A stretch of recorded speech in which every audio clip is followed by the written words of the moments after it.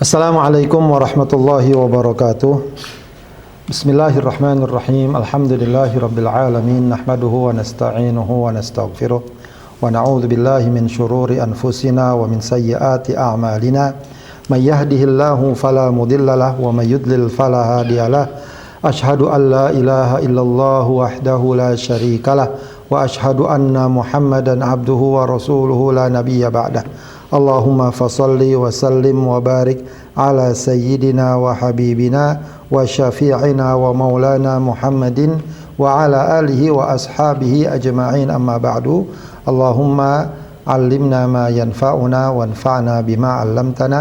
Allahumma zidna ilman nafi'a wa amalan mutaqabbala. Para peserta kajian kitab Matan Takrib yang dimuliakan Allah Subhanahu wa taala, kajian yang diselenggarakan oleh Syariah Consulting Center SCC. Semoga kehadiran kita dan partisipasi kita dalam majelis ini mendatangkan dan menyebabkan turunnya barokah, rahmat dan ridho Allah kepada kita sekalian. Baik, para hadirin sekalian, kita akan lanjutkan kajian kita membahas kitab Matan Takrib ya. Masih dalam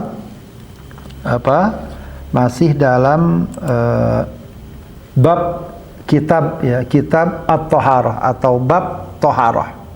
Bab bersuci ya.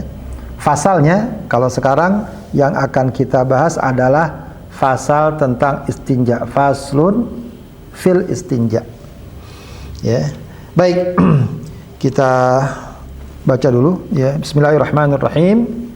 Qala al-muallifu rahimahullahu taala wa nafa'ana bihi wa bi ulumihi fid dharain amin. Faslun fil istinja.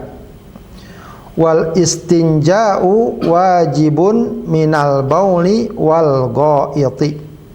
Ya.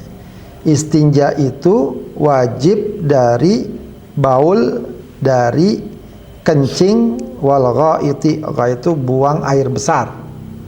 Ya, al baul itu kencing, buang air kecil. BAK, ya, kalau ghait BAB. Wal afdalu, dan yang afdol, ayyastanjiya bil ahjari. Yang afdol adalah seseorang istinja dengan beberapa batu. Tsumma yutbi'aha bil ma. Itu yang paling afdol. Kemudian diikuti dengan air. Jadi pakai batu dulu lalu kasih air. Ya. Wa yajuzu, dan dibolehkan ayyaktasira 'alal ma'i. Ya, dibolehkan yaktasira, mencukupi atau cukup atau sekedar, 'alal ma, sekedar pakai air atau pakai air saja. Ya, kalau orang Depok bilangnya pakai air doang, air tok ya kalau orang Jawa tuh ya. Au ala salasati ahjarin, atau juga cukup dengan batu saja. Jadi ini nggak campur. Kalau tadi kan batu dulu lalu kasih air, nanti yang paling utama. Atau air saja atau batu saja. Yunqi bihinnal mahal ya, yang dengan batu tersebut dapat membersihkan tempat keluarnya najis. Fa idza arada al-iqtisar ala ahadihima, jika seseorang ingin hanya menggunakan salah satu dari keduanya, air atau batu, mana yang lebih afdol? Ya. Mana yang lebih afdol? Maka yang lebih afdol adalah air. Fal ma'u afdol. Maka air lebih utama. Ya, air lebih utama. Begitu. Ya. Jadi ini pembukaan dari bab istinja atau penjelasan tentang istinja. Baik, istinja itu apa? Ya. Istinja itu adalah mensucikan diri dari najis setelah buang hajat. Ya. Itu istinja. Ya. Atau kalau bahasa kita yang sederhana itu apa? Mohon maaf ya, cebok begitu ya. Itu bahasa istinja ya, tapi tentu ada sedikit atau sejumlah ketentuan dalam hal ini. Ya. Wal istinja'u wajibun minal bauli wal ghaiti. Ya. Istinja itu hukumnya wajib. Nah, ini yang harus dipahami. Ya, jangan sampai orang merasa ringan aja tuh, habis buang hajat dia pergi kemana tahu gitu ya, tanpa istinja. Ya, maka istinja ini memang salah satu keistimewaan bahkan dalam ajaran Islam. Ya, ajaran Islam itu mengajak dan mengajarkan kebersihan, kesucian. Kalau habis buang hajat bersihkan dulu. Ya, bersihkan dulu. Nah, itu cara yang bagus secara medis sekalipun ya. Karena tentu saja kotoran ya itu akan membawa dan mengandung kuman. Kalau tidak dibersihkan ya bisa jadi akan memberikan berdampak buruk, ya, berdampak negatif. Ya, saya teringat ya, kisah teman yang kuliah di luar negeri, di suatu negeri non Muslim, minoritas lah ya. Dia mahasiswa. Kata dia, bagian laundry dari kampus tersebut itu senangnya kalau menerima pakaian dari orang Muslim, pelajar Muslim, terutama pakaian dalamnya, karena nggak bau pesing. Tapi kalau dari orang non Muslim biasanya bau pesing. Nah, itu salah satu hikmah ya dari istinja ya, bahwa selain bahwa dia merupakan memang kewajiban ya, memang kewajiban ya, dan ini menunjukkan sekali lagi lengkap dan sempurnanya ajaran Islam. Makanya sering diungkapkan bahwa ajaran Islam adalah ajaran yang syamil, yang menyeluruh, mencakup seluruh aspek kehidupan, dari perkara yang sangat pribadi, perkara yang mungkin dianggap sangat remeh seperti istinja ini, sampai perkara-perkara besar, masalah negara, masalah masyarakat, masalah kekuatan dan seterusnya. Ya, tentu saja semuanya hendaknya kita pedulikan, kita perhatikan. Jangan sampai kita hanya peduli masalah besar tapi nggak peduli masalah yang kecil. Atau kebalikannya, kita yang kecil-kecil seperti ini kita peduli, yang besar-besar kita abaikan. Tidak. Ya, semuanya. Maka satu demi satu hendaknya kita pahami. Jadi kesimpulannya apa? Wal istinja wajibun minal bauli wal ghaiti. Istinja itu wajib dari buang air kecil dan buang air besar. Apa dalilnya kok dibilang wajib? Kenapa nggak dibilang sunnah saja? Ya, mungkin kita pernah dengar satu riwayat Rasulullah pernah lewat kedua kuburan. Kemudian beliau mengatakan innahuma la yu'adzabani. Kedua ahli kubur ini diadab. Yang satu diadab kenapa? Karena tidak membersihkan kotorannya, najisnya. La yastanzihu minal baul, ya kata Rasulullah. Kalau yang satu suka namimah, suka ngomongin orang, suka ngadu domba. Nah, jadi ingat itu wajib. Ya, jangan kemudian kita nggak habis kencing main jalan aja, terutama kalau dia kencing di mana gitu ya, di luar atau apa, atau di rumah mungkin dia pengen buru-buru kencing aja. Nah, itu dosa itu kalau dia keluar tanpa istinja. Baik, lalu sekarang berikutnya adalah ya apa yang afdol ketika orang istinja? Wal afdalu ayastanjiya bil ahjari thumma yutbi'aha bil ma. Yang afdol itu seseorang ya istinjanya adalah dengan batu lalu diikuti dengan air. Jadi pakai batu dulu lalu dengan air.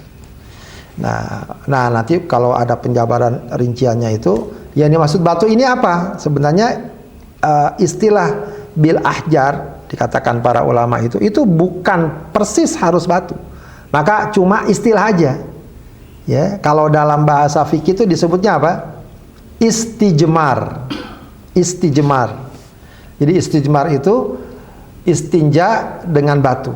Tapi ya itu nanti akan dijelaskan bahwa batu ini bukan berarti harus dengan batu. Dengan apa saja yang Ya, biasanya nanti ada ketentuannya. Pertama, dia dapat membuat air itu nempel, ya, nempel ke benda tersebut. Makanya nggak boleh yang licin. Kalau yang licin percuma, nggak nempel. Plastik misalnya, ya itu nggak bisa, gitu ya. Dan yang kedua, dia tidak berbahaya, tidak tajam lah ya, tidak apa begitu ya. Jangan sampai menggunakan itu nanti misalnya jadi gatal-gatal, gitu ya. Yang ketiga, dia bukan sesuatu yang terhormat. Ya bukan kertas, bukan buku, bukan apa begitu ya. Kertas buku, kertas apa, pakaian yang biasa dipakai, tidak. Makanya yang paling dekat sekarang penggunaan istinja dengan batu adalah dengan tisu. Ya, dengan tisu. Ya, jadi mungkin sekarang jarang ya orang menggunakan batu. Ya, tapi kalaupun ada nggak apa-apa. Dan dia harus suci juga, nggak boleh najis. Ya. Sebab boleh jadi kalau di tempat umum gitu keras-keras itu misalnya kotoran hewan, nah itu nggak boleh. Rasulullah pernah dianterin oleh sahabat untuk istinja kotoran hewan, ini najis kata Rasulullah. Begitu. Kenapa? Salah ngambil. Salah ngambil. Nah, yang afdol adalah pakai tisu itu lalu kasih air, paling afdol. Baik, kemudian wa yajuzu ayyaktasiru 'alal ma', dan boleh hanya sekedar pakai air aja, nggak pakai tisu. Ya, kita ganti dengan tisu ya karena lebih kekinian ya. Au ala thalati ahjar, atau dengan tisu 3 kali ya, dengan batu atau tisu 3 kali. 3 atau dengan 3 batu. Ya. Nah, 3 batu ini bisa juga 1 batu tapi pakai yang sebelah. Nah, itu 3 kali. Tisu juga bisa begitu. Ya, atau 3 kali. Yang penting dia dapat membersihkan tempat najis tersebut, begitu ya. Faidah arah dari iktisar, kalau pengen memilih batu atau tisu, ala ahadima fal ma'u afdol, maka air lebih utama. Tetap air lebih utama. Nah, ini kan masalahnya kadang-kadang di sebagian toilet nggak ada airnya, yang ada tisu, ya berarti nggak ada lagi tisu. Ya, kecuali tisu. Bahkan sekarang ada toilet nggak ada air, nggak ada tisu. Nah itu memang kalau kita masuk toilet, tapi pada zaman sekarang ya harus cek dulu tuh ya. Beberapa tempat hotel itu kadang-kadang nggak ada air, nggak ada tisu. Air ada paling untuk flashnya doang, gitu ya. Nah, itu harus hati-hati. Ya, jadi kita mesti antisipasi kalau zaman sekarang. Ya, di beberapa tempat hotel yang bahkan yang biasa yang mewah yang kayak gitu tuh. Ya, bahkan ada air, ada tisu. Boleh nggak kita milih tisu? Boleh. Jadi ini bukan seperti orang tayamum. Kalau orang tayamum kan kalau masih ada air nggak boleh pakai debu, ya. Kalau tayamum kan masih ada air, nggak boleh pakai debu dia, nggak boleh tayamum. Tapi kalau istinja ini walau ada air, dia tetap boleh pakai tisu. Ya, karena mungkin udah biasa di sebagian orang itu malah menggunakan air nggak biasa, ya. Jadi kalau di negeri-negeri barat itu atau di beberapa tempat itu yang namanya WC dikenal namanya WC kering. WC kering itu nggak ada air gitu ya, paling ada flashnya doang. Itu biasanya gunain tisu. Jadi WC itu kering banget lah. Kalau di kita kan biasanya istilahnya WC basah ya, WC basah begitu ya. Begitu. Jadi boleh sebenarnya milih. Tapi memang kalau mau memilih mana yang lebih utama, maka air yang lebih utama. Baik, kita lanjutkan ya. Wa yajtanibu istiqbalal qibla wastidbaruha fis sahra. Nah, ini dia.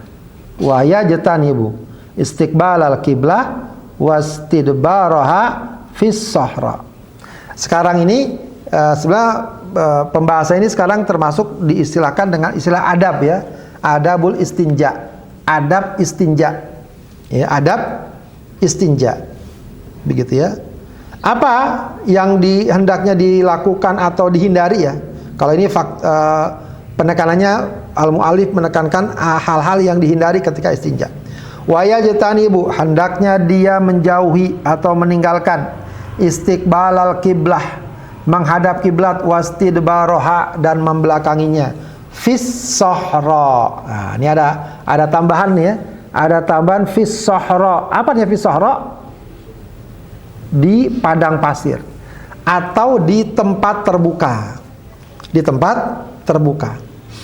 Jadi memang kalau zaman dulu, ya di zaman Rasulullah atau zaman dulu itu belum dikenal toilet seperti sekarang untuk buang hajat. Untuk buang hajat. Ya, jadi mereka kalau buang hajat kemana? Menjauh dari tempat pemukiman. Menjauh. Sekiranya nanti orang tidak melihat. Orang tidak melihat. Nah, disitulah dia buang hajat. Ya. Kalau sekarang kan nggak mungkin. Sekarang di mana? Ya, perumahannya padat.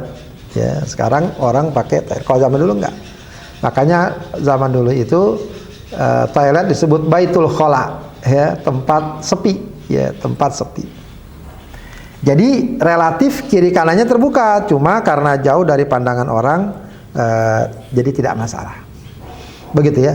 Nah, kata muallif, saat orang istinja jangan sampai atau tidak boleh menghadap kiblat atau membelakanginya. Nah, ini gambaran tentang apa? Pengagungan, pemuliaan terhadap kiblat, begitu ya. Tapi ada di sini penekanan fi sahra, di padang pasir atau di tempat terbuka. Berarti pemahamannya kalau di dalam ruangan tempatnya tidak terbuka, dalam ruangan ada pintu terkunci, ya, itu tidak berlaku ketentuan ini. Meskipun ada yang mengatakan dianjurkan. Dianjurkan tetap kalau di dalam ruangan tidak menghadap atau membelakangi kiblat, gitu ya. Tidak menghadap atau membelakangi kiblat. Nah, ini juga mungkin nanti menjadi pengingat ya, atau peringatan kalau kita misalnya bangun rumah, ya, bangun rumah.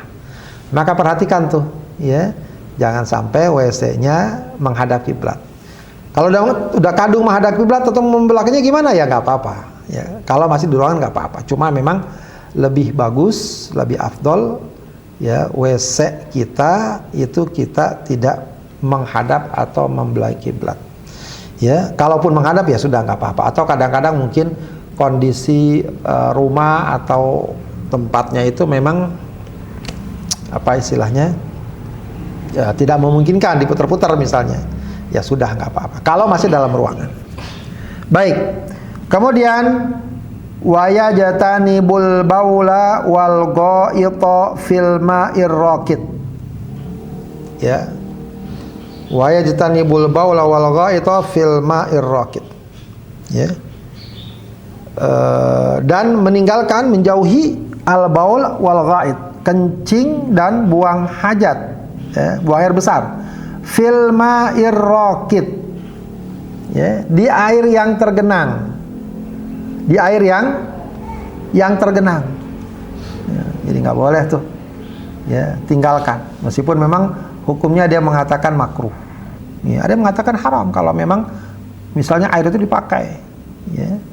Meskipun mungkin kalau bab najisnya bisa jadi nggak najis karena airnya banyak, ya, katakanlah kolam renang, kencing di situ, nah, itu nggak boleh tuh, ya. Kadang-kadang ada orang yang sambil berenang, ya, kalau ada istilah sambil menyelam minum air, ini enggak, sambil berenang dia kencing. Kalau kencing dia naik ya ke atas. Karena kenapa dilarang? Ya karena itu menyakiti, mengganggu orang lain, menimbulkan penyakit dan semacamnya, ya, dan semacamnya. Nah, ini lihat bagaimana Islam sangat memperhatikan hal tersebut, memperhatikan juga kepentingan umum, kepentingan bersama, ya. Apalagi kalau airnya sedikit, ya udah pasti airnya menjadi najis, begitu ya. Ya, ada hadis Rasulullah SAW, jangan mandi junub di air yang tergenang, atau jangan kencing dan mandi junub di air yang tergenang. Ya, berarti pemahamannya kalau air mengalir gimana? Di sungai.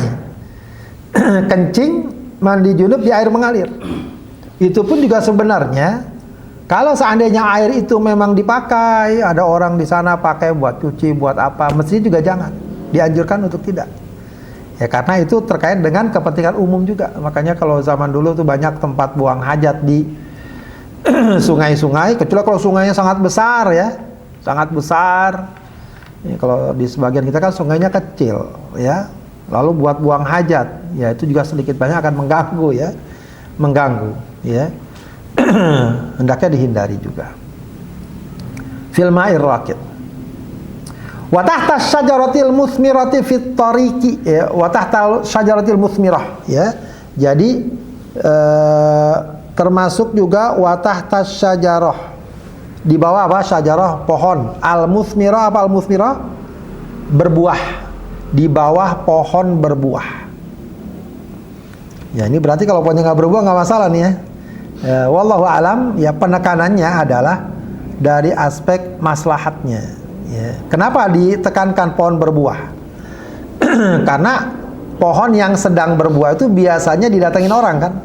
Ada orang yang naik ambil buahnya, lalu ternyata ada orang kencing di situ.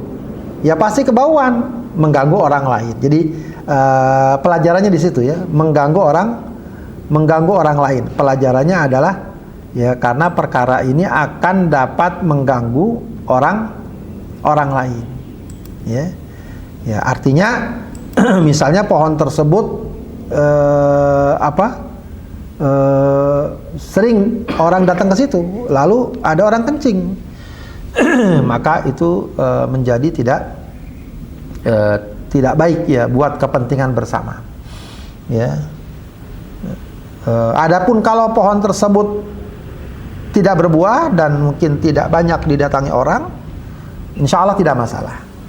Ya. Insya Allah tidak masalah. Baik, kemudian wafit tariqi, dan juga di jalan, ya, wafit tariqi, ya ini di jalan, di jalanan, di gang, di mana, ya kadang kita lewat, aduh bau pesing, ya itu, ini memang kalau kita perhatikan betul-betul kita diajarkan untuk memperhatikan kepentingan umum dan kepentingan bersama, ya. Jadi orang Muslim itu sebenarnya sudah diajarkan betul, ya, untuk betul-betul jangan sampai dia bersikap dan bertindak yang dapat merugikan kepentingan umum, ya, merugikan kepentingan umum. Baik, kemudian wadzil apa? Di bawah tempat berteduh atau tempat naungan. Zil ini artinya asalnya zil ini bayangan. Tapi wadzil di sini maknanya adalah naungan, tempat bernaung. Apalah, kalau sekarang mungkin pos ronda, halte, atau apa, ada orang biasa nongkrong di situ, warung atau apa, begitu, ya. Wadzil. Ya, ini juga sangat jelas lagi, ya. Tujuannya apa? Tujuannya adalah agar jangan mengganggu orang lain. Yaitu kalau dalam hadis disebut al-la'anain, ittaqu al-la'anain, ya, hinggalkan dua perkara yang mengundang laknat, ya, ittaqu al-la'anain, ya. Jadi kalau bahasa kita perkara yang dapat membuat orang jadi sumpah-sumpah, ya, disumpahin orang bahasanya, ya, itu apa? Dua tempat itu, yaitu ya alladzi yatakhalla fi tariqin nas aw dhillihim, ya, yaitu orang yang buang hajat di jalan tempat orang lewat dan tempat orang bernaung, begitu, ya. Baik, kemudian apa lagi? Wadzil wasuqbi, ya.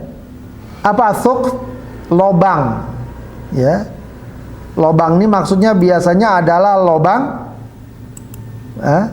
lobang hewan, ya, lobang hewan, atau juga ada yang mengatakan bisa aja itu lobang tempat jin, tempat jin, ya.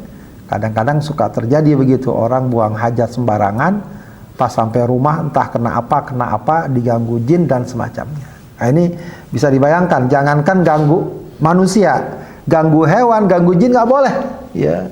Saking kita diingatkan tuh, ya, untuk jangan sampai perbuatan dan sikap kita itu mengganggu orang. Nah, ini satu hal yang sebenarnya bukan cuma sekedar fikihnya yang kita ambil, tapi juga moralnya, adabnya dan akhlaknya, begitu, ya. Baik,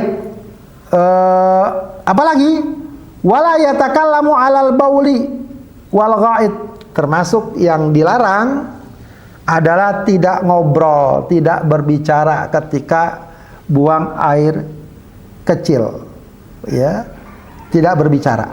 Jadi jangan ngobrol ketika buang air kecil. Nah ini kadang-kadang suka ada lagi di WC, ada yang nyanyi, ada yang jawab HP, ya, maka nggak boleh. Ya. Sekalipun ada orang yang salam, nggak boleh jawab salam, apalagi jawab salam. Begitu ya, tidak boleh. Wallahu alam, kalau seandainya memang dia sangat membutuhkan, ada orang penting banget ya, mau dijawab ya jawab aja seperlunya. Kalau itu ada keperluan. Kalau sekedar ngobrol saja tidak. Begitu ya. Wala yastaqbilu syamsa wal qamara wala yastadbiruha. Bahkan ada kalau di sini al-mu'allif mengatakan tidak boleh menghadap matahari dan membelakanginya. Tidak boleh menghadap matahari dan membelakanginya. Ya, meskipun pendapat ini tidak dikuatkan bahkan dalam mazhab Syafi'i sendiri. Jadi dalam mazhab Syafi'i sendiri juga ada sebenarnya perbedaan pendapat di kalangan para ulama mazhab Syafi'i. Gitu. Ya, makanya nanti ada istilah al-mu'tamad fil madhab. Yang jadi patokan dalam masalah ini apa? Ya, itu biasanya adakah termasuk dalam bab ini menghadap matahari atau membelakanginya, yang mu'tamad itu tidak dilarang. Yang mu'tamad tidak dilarang, meskipun ada sebagian berpendapat dilarang. Begitu. Nah, yang mu'tamad itu juga kalau menghadap dan membelakangi kiblat jika di tempat terbuka. Kemudian berikutnya lagi adalah apa? Wala yastanji biyaminihi. Maka jangan dia istinja dengan tangan kanannya. Jadi untuk cebok, maaf, ya hendaknya menggunakan tangan kiri. Tidak boleh menggunakan tangan kanan. Ya. Ya, secara umum tangan kanan digunakan untuk hal-hal yang baik. Ya, bukan hal-hal yang buruk atau kotor, begitu ya, untuk hal yang baik. Ini beberapa ketentuan saat orang istinja, ya, atau adab boleh dikatakan demikian, hal yang harus dihindari. Sebenarnya masih ada lagi ya beberapa ketentuan yang sering kita dengar dan itu juga memang ada landasannya. Misalnya yang terkenal tidak istinja dalam keadaan berdiri. Ya, khususnya kencing nih, ya, ini orang laki nih terutama nih. Meskipun larangan ini ada yang mengatakan makruh, ada yang mengatakan haram. Ya, ada yang mengatakan haram. Ya, maka sedapat mungkin kalau kencing itu jongkok atau duduk, biasa duduk. Sedapat mungkin. Kalau memang sulit, ya tidak mengapa berdiri. Ya, berarti tidak mengapa. Ada riwayat Rasulullah berdiri ya ketika beliau sakit atau ada beberapa kondisi tertentu, ya. Ya, jadi tidak mengapa berdiri, tapi yang lebih utama adalah kalau duduk atau jongkok, begitu. Ada lagi juga termasuk perkara yang penting dalam bab istinja adalah tidak istinja di tempat terbuka, di tempat sekiranya orang melihat. Ya, ini yang agak krusial di kita ini. Kadang-kadang di berbagai tempat buang hajat bagi orang laki biasanya itu yang ada kan urinoir itu ya, yang membuat orang tetap berdiri. Dan bukan cuma berdirinya sebenarnya masalahnya, kelihatan orangnya juga, gitu ya. Jadi kalau istinja itu bagusnya nggak kelihatan orang. Nah, jadi kalaupun dia berdiri tapi nggak kelihatan orang, lebih baik daripada dia duduk kelihatan orang, gitu ya. Karena ada tuh ya kalau di kampung-kampung tuh tempat buang hajat di empang itu udah macam-macam tuh, udah ada dua masalah, ya, tempat buang hajat di empang kelihatan orang, ya bisa kelihatan sebelah badannya aja. Udah gitu tempatnya di empang kan airnya tergenang, jadi ada dua kesalahan di situ. Ya, maka jangan istinja di tempat yang terbuka. Jadi kalau masih mudah, misalnya kita di masjid atau di tempat umum, kalau kita istinja di tempat yang tertutup masih ringan, maka usahakan tempat yang tertutup. Kalau masih mudah kita bisa istinja dengan jongkok atau dengan duduk, maka lakukan itu. Begitu ya. Kecuali kalau pilihannya nggak ada atau sulit. Antri ada tempat yang tertutup cuma satu. Antri lagi. Sementara ini dia buru-buru pengen kencing di tempat yang tadi tuh ya urinoir yang mungkin orang jadi bisa kelihatan. itu nggak apa-apa. Ya kalau kondisinya memang tidak memungkinkan. Ada juga adab istinja yang cukup dikenal apa? Zikirnya. Maka kalau kita mau masuk ke tempat buang hajat, kita bilang apa? Allahumma inni a'udzubika minal khubuthi wal khaba'ith. Kalau kita keluar cukup kita bilang gufronak. Gufronak. Itu juga termasuk zikir yang disunnahkan dan diajarkan ketika istinja. Baik, rekan-rekan sekalian, demikian untuk fasal istinja. Sebelum saya lanjutkan, kalau ada yang mau bertanya silakan. Baik langsung ataupun lewat chat. Sebelum lanjut, silakan kalau ada yang mau bertanya.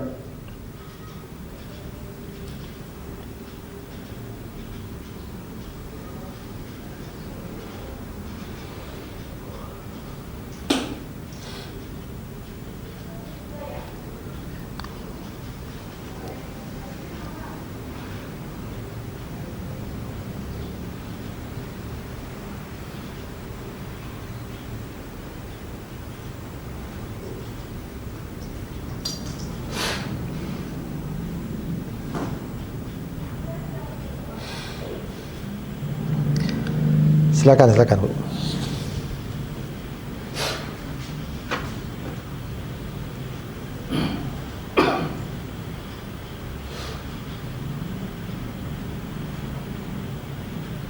Ya.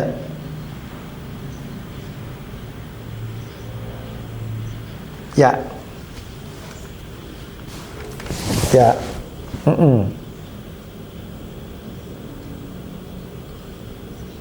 Sah, bisa. Memang kadang-kadang yang agak, mohon maaf ya, yang agak nggak enak tuh kalau buang air besar ya. Tapi bisa. Iya, bisa. Walaupun memang nggak harus sabun segala macam. Iya, nggak apa-apa. Bukan suatu keharusan. Sabun bukan suatu keharusan.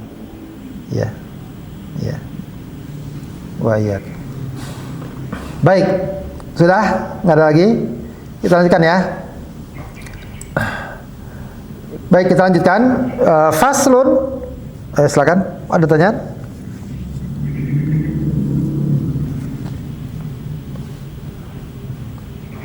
Saat istinja, tadi sudah ada ininya, nggak boleh ngobrol, ya, jangan ngobrol, jangan tadi apa ya, nggak boleh menghadap kiblat, gitu ya, nggak boleh kelihatan. Kalau bisa jangan berdiri ya, kalau kencing khususnya, bagi orang laki ya saya kira khususnya itu, jangan berdiri, gitu. Ya itu memang terbuka, iya. Di ruang tertutup itu ada yang tetap menganjurkan, ada sebagian ulama yang tetap menganjurkan tidak menghadap kiblat, nggak boleh menghadap atau membelakanginya.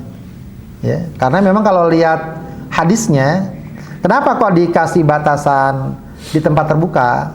Karena kalau lihat hadisnya memang secara umum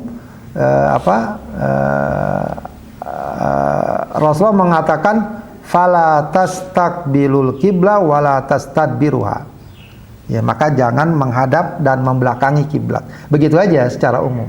Cuma para ulama kemudian menafsirkan karena pada masa Rasulullah orang itu buang hajat memang di tempat terbuka, gitu ya, sehingga jadi kelihatan apa ya, sesuatu yang enggak pas lah terkait dengan kiblat yang dimuliakan dan dihormati.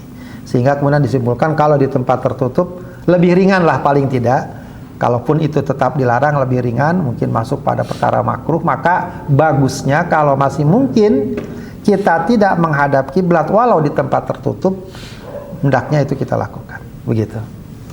Wallahu a'lam. Baik, kita lanjutkan. Faslun fi nawaqidil wudu, ya. Pembahasan tentang nawaqid, ya.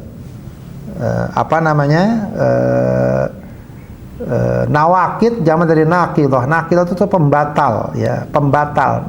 Nawaqidil wudu, pembatal wudu, ya. Pembatal wudu. Baik. Walladzi, ya. Walladzi yanqudul wudu'a sittatu asya. Perkara yang dapat membatalkan wudu itu ada 6 perkara. Ada 6 perkara. Yang pertama apa? Ma kharaja minas sabilain. Ya. Yang pertama adalah sesuatu yang keluar dari 2 jalan. 2 jalannya apa maksudnya? Kubul dan dubur. Ya, kemaluan depan, kemaluan belakang. Keluar sesuatu maka membatalkan. Apa saja yang keluar? Apa saja? Ya, mau cairan, benda padat, termasuk buang angin. Ya. Buang angin kalau dari dubur, ya, itu membatalkan wudu. Ya, membatalkan wudu. Cuma memang bab ini penjelasan rinciannya itu kalau dipastikan. Ya. Sebab yang sering terjadi itu orang ragu-ragu, keluar nggak ya, gitu ya.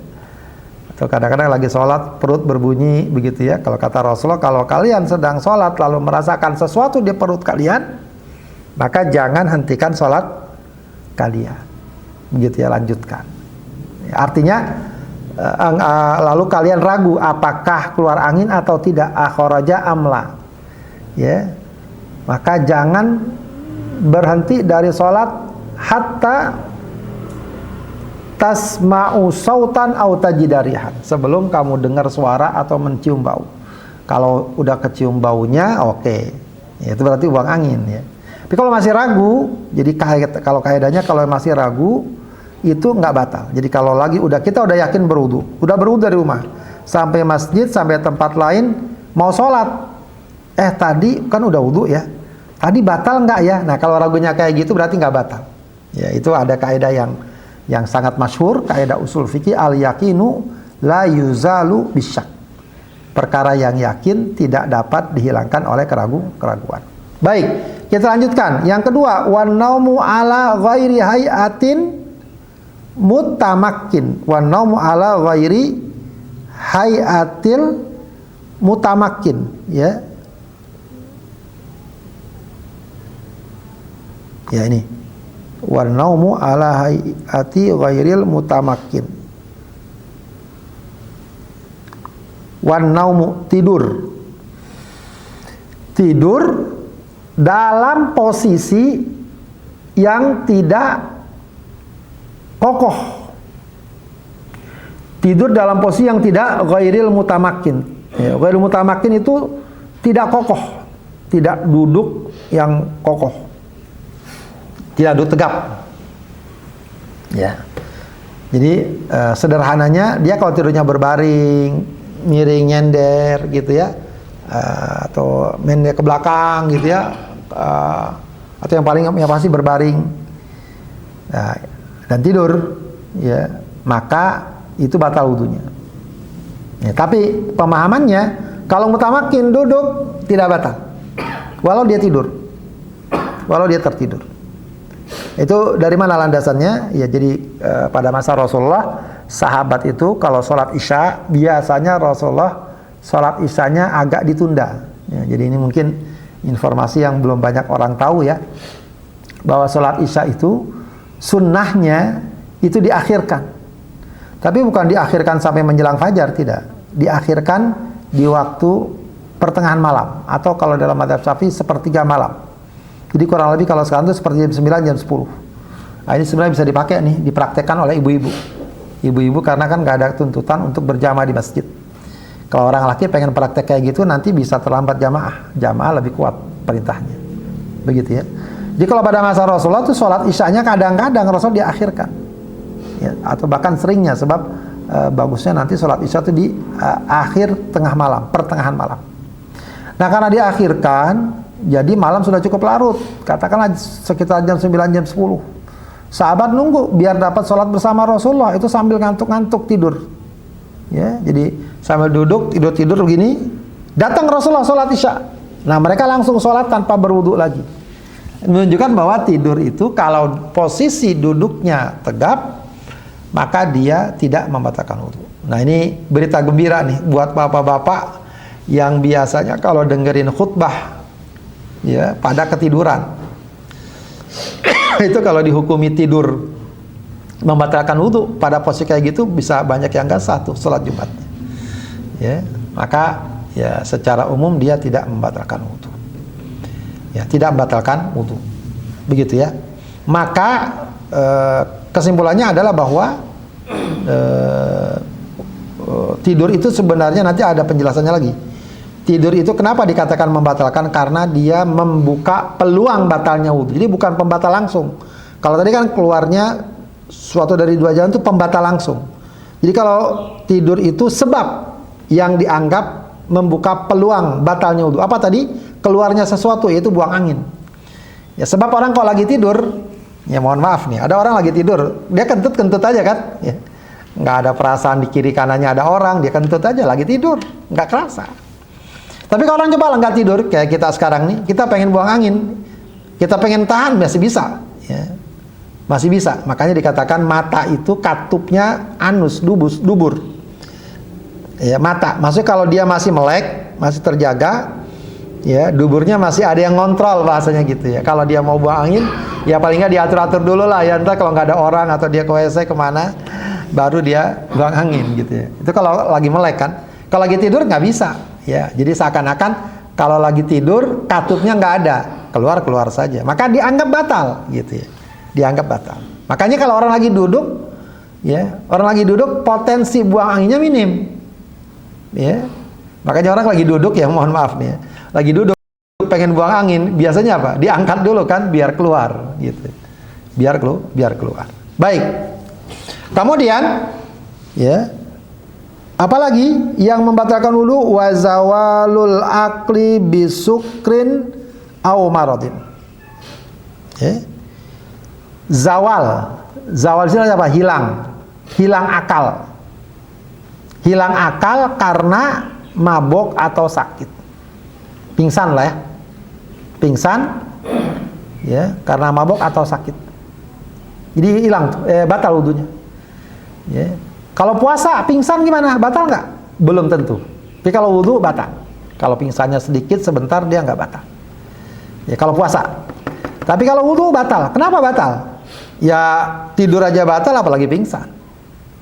Apalagi pingsan. Atau hilang akal karena mabok. Ya, mabok bisa jadi mabok nggak selalu karena minuman keras ya. Ya mabok apalah ya, dia mungkin menghirup sesuatu atau apa. Nah itu batal wudunya. Ya, atau gila, tiba-tiba dia gila terus waras lagi, ya batal wudunya. Baik. Ya.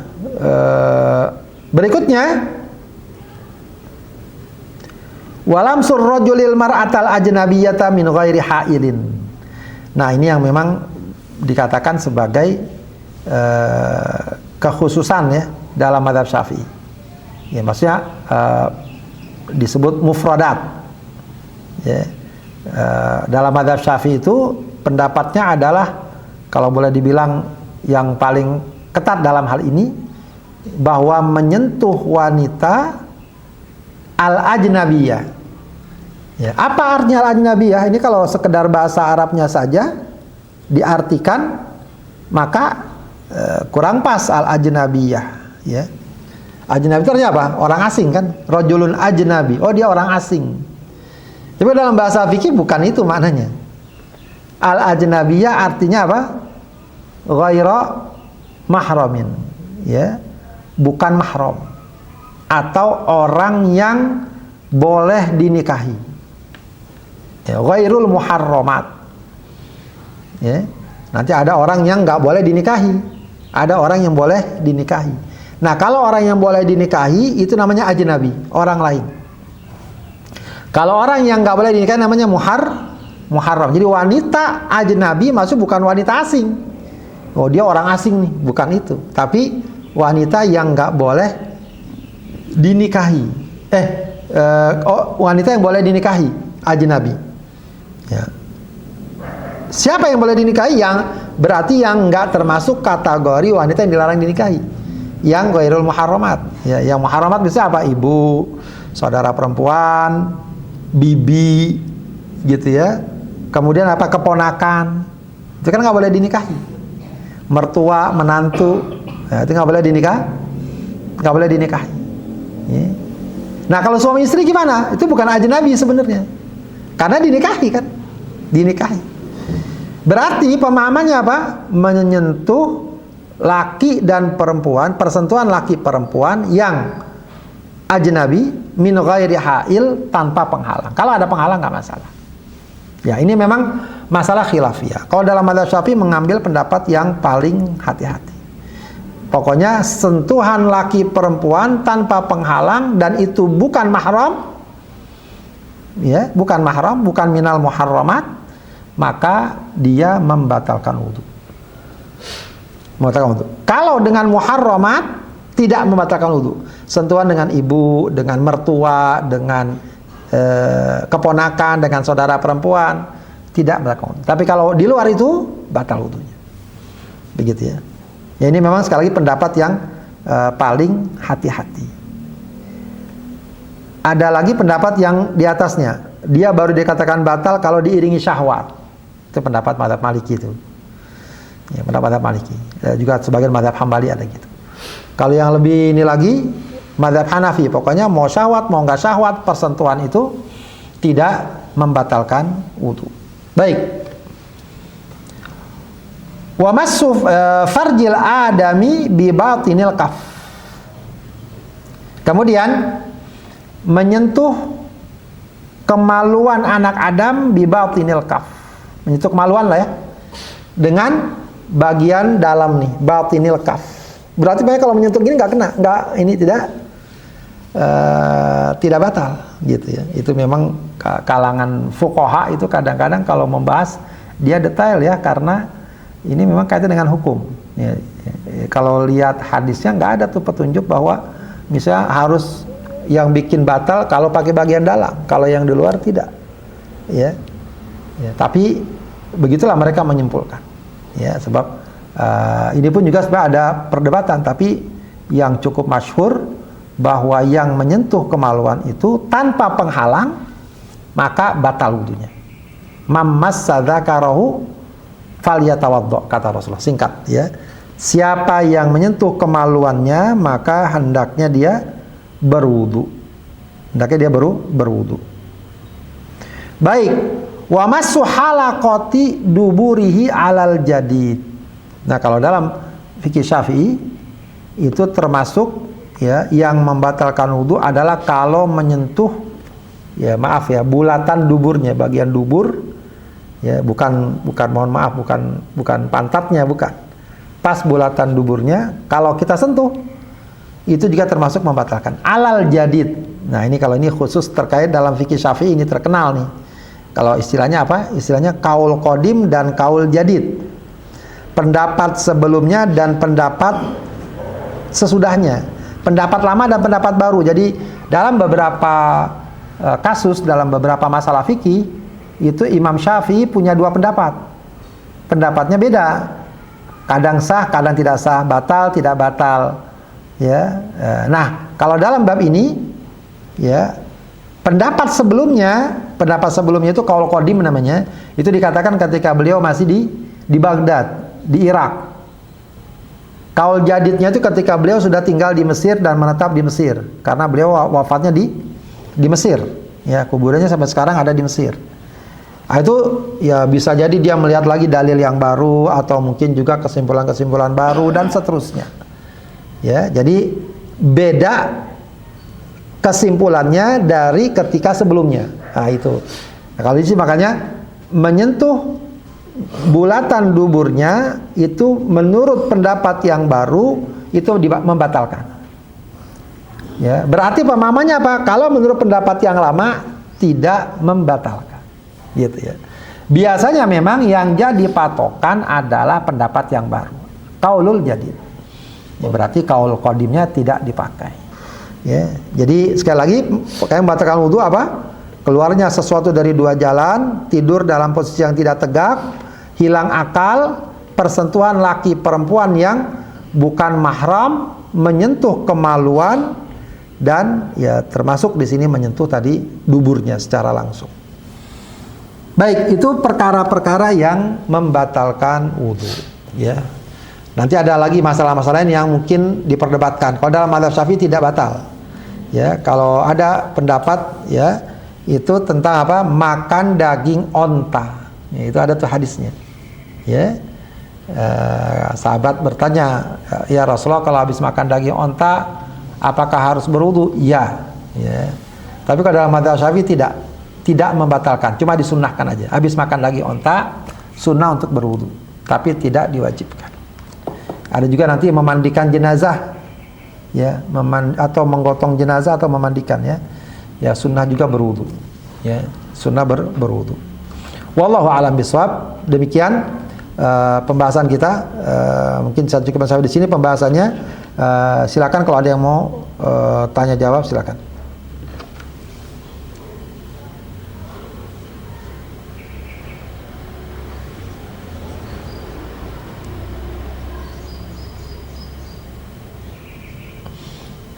Ngorok ya, ngorok mimpi. Jadi memang yang jadi patokan bukan masalah tidur nyenyak atau tidaknya. Yang jadi patokan dia duduk atau enggak, gitu. Ya, duduk atau tidak. Jadi walaupun dia ya ngorok lah atau mimpi lah, pokoknya tidur lah ya. Tidur, tapi dia dalam posisi tegap, maka tidak batal. Biasanya juga walaupun mungkin dia ngorok apa, tetap orang kalau tidur tegap itu tidurnya nggak sempurna. Ya, makanya biasa kalau ada suara qomat dia dengar gitu ya. Nggak seperti orang tidur yang berbaring, ya, tidur pulas begitu ya. Nggak seperti begitu ya. Wallahu a'lam. Kalau tengkurap, telentang, miring itu batal dah tuh ya. Ya.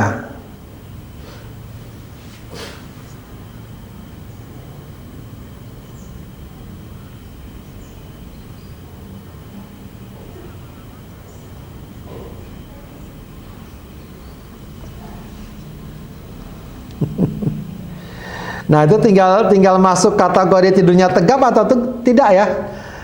Kalau miring-miring gitu, wallahu alam ya, lebih hati-hati sih, dia wudu lagi kalau kayak gitu sih. Kalau miring-miring gitu, ya artinya mohon maaf pantatnya udah keangkat segala macam gitu ya, takut ini.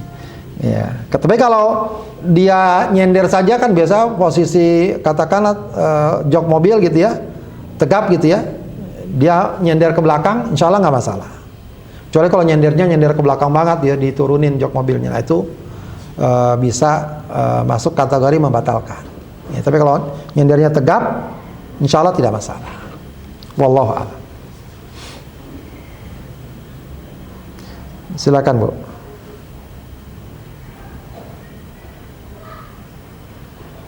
Ya.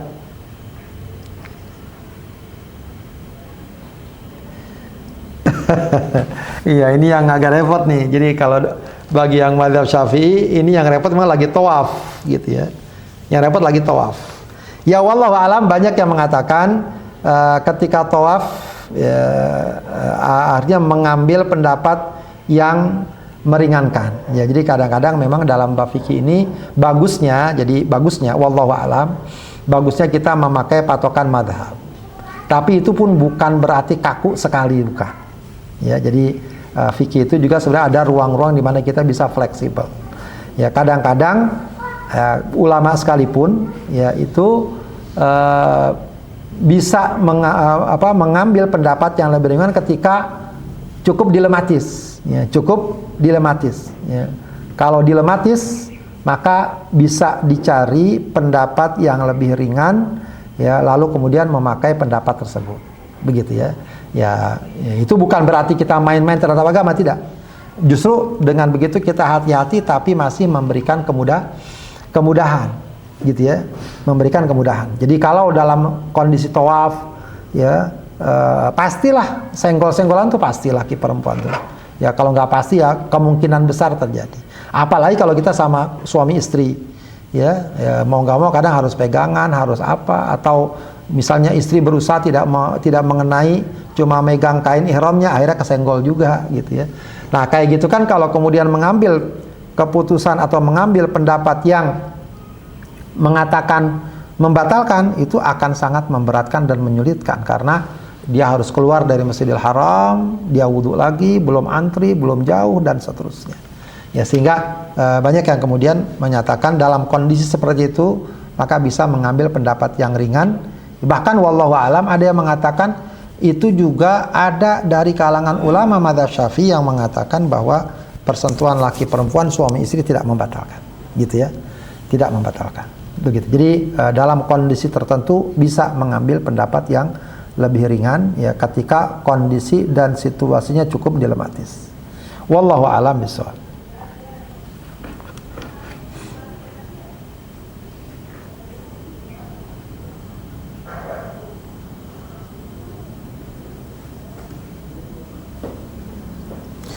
Waalaikumsalam, silakan Bu.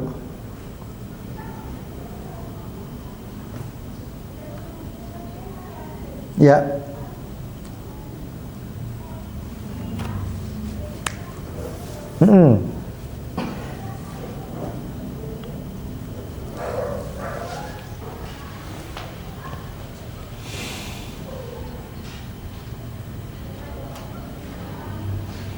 Maksudnya kita dalam posisi sedang buang hajat atau di luar?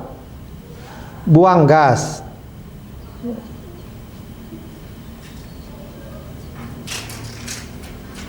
Ya.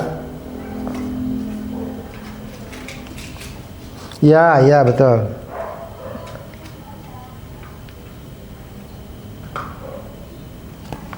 Ya. Jadi kayak keluarnya di dalam gitu ya. Nggak apa-apa, pokoknya patokannya nggak keluar. Patokannya nggak keluar. Atau kalaupun kita ragu-ragu keluar atau enggak, maka ragu-ragu itu nggak bisa dijadikan sebagai patokan. Begitu ya. Jadi kadang-kadang memang suka ada tuh kayak keluar suara di perut atau apa. Tapi nggak, yang paling nggak kita ragu keluar apa enggak. Ya, jadi ragu saja itu tidak dijadikan patokan. Artinya nggak dianggap keluar. Apalagi kalau kita tahu bahwa itu nggak keluar, cuma ada suara di dalam aja. Jadi memang banyak sekali kasus dalam bab bersuci ini, ya, itu keraguan-raguan. Baik karena faktor kesehatan atau memang dia mungkin kadang ada ya, karena pengajaran bab toharoh ini dibuat sedemikian rupa sehingga orang bawaannya takut atau nggak sah. Padahal kalau lihat para ulama dalam bab ini sebenarnya memudahkan. Jadi kalau patokannya masih ragu-ragu, ya, tapi dia udah berwudu, ragu-ragu batal apa enggak. Kalau masih ragu-ragu, maka ragu-ragu nggak dianggap. Udah, pokoknya jangan dihiraukan. Ya, jangan dihiraukan. Ya, kecuali kalau dia udah yakin, oh udah yakin keluar, oh batal berarti, gitu. Wallahu a'lam.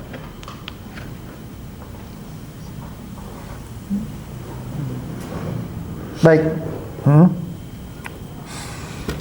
Baik, sudah cukup. Wah, ini ada sahabat saya, ini ada Haji Ahmad Suud ini, Masya Allah. Ini orang Liliang nih. Apa kabar Haji? Sehat? Masya Allah, jazakallah khair. Masya Allah, jazakallah khair.